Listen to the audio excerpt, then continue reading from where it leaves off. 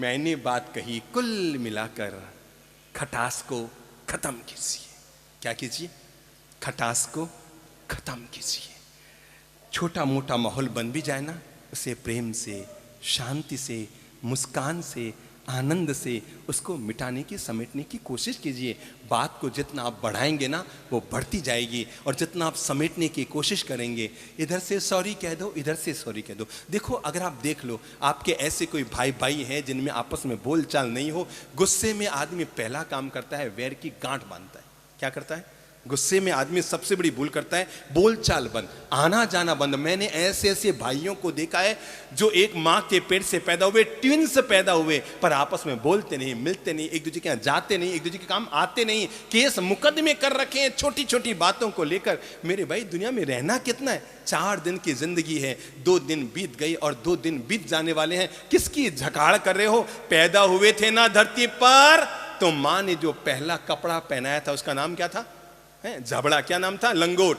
माँ ने जो पहला कपड़ा पहनाया वो था लंगोट, और मरने के बाद जो लोग अंतिम कपड़ा ओढ़ाएंगे उसका नाम है कफन। देखो तो सही, आदमी जब पैदा होता है तो शरीर पर सबसे पहले लंगोट पहनाई जाती है, पर लंगोट में कोई जेब नहीं होता। आदमी जब मरता है तो अंत में कफन ओढ़ाया जाता है, कफन में कोई जेब नहीं होता। पर आदमी की हालत देखो, बचपन में लंगोट में जेब नहीं था, मरने पर कफन में जेब नहीं था, पर जिंदगी भर आदमी जेब ही जेब भरता रह गया। बस जीवन का कोई निस्तार न कर पाया, जीवन का कोई कायाकल्प न कर पाया, जीवन का कोई उद्धार नहीं कर पाया। तो मैंने पहला अनुरोध आप लोगों से किया, अपने घर में इस तरह का माहौल बनाओ। देख लो, आज ही निर्णय कर लो। अगर आपके किसी भाई के साथ बोलचाल बंद है, मेरे भाई, बाकी सब चीजें यही रह जाएगी।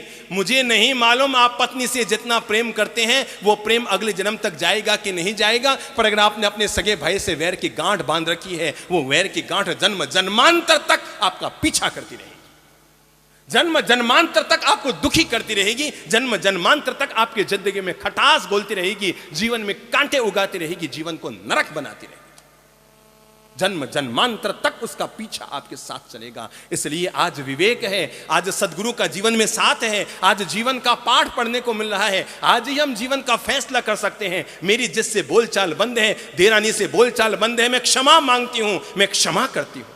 मेरे भाई, पाली तना की तीर्थ यात्रा करने के लिए 5000 सीढ़ियां चढ़ना सरल है, तिरुपति बालाजी की यात्रा करने के लिए 10,000 सीढ़ियां चढ़ना सरल है, लेकिन अपने सगे भाई जिससे तुम्हारी बोलचाल बंद है, उसके घर पर जाकर 5 सीढ़ियां चढ़कर उसको सॉरी कहना, यह बहुत मुश्किल है।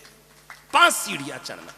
और सच्ची तीर्थ यात्रा आदमी की तब नहीं होती जब वो 5000 सीढ़ियां चढ़कर किसी तीर्थ की वंदना करता है। सच्ची जीवन की यात्रा इंसान की तब होती है जब अपने सगे भाई से अगर बोलचाल बंद है, उसके घर जाता है। याद रखना, आप उम्र में बड़े हैं कि छोटे हैं, कोई दिक्कत नहीं। और ये भी मत समझना कि अगर आप सॉरी कहते हैं तो इसका मतलब आप गलत हैं। पहली बात तो मैं अभी बता दूं पीछे बैठे भाइयों, अगर आप किसी को सॉरी कहते हैं तो इसका मतलब ये नहीं कि आप गलत हैं। अगर आप सही होकर भी दूसरे को सॉरी कहते हैं, इसका मतलब यह है कि आप रिश्तों को निभाना जानते हैं। अगर आप जेठानी होकर आपको पता है कि गलती देरानी ने की, फिर भी आप मामले को समेटने के लिए अपनी तरफ से सॉरी कहते हैं।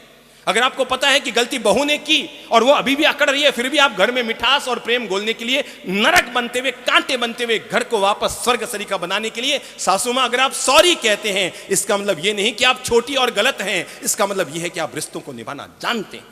आप जानते हैं कि घर में बड़ा किसको कहा जाता है? जो बड़ा बनकर रहे वो बड़ा नहीं,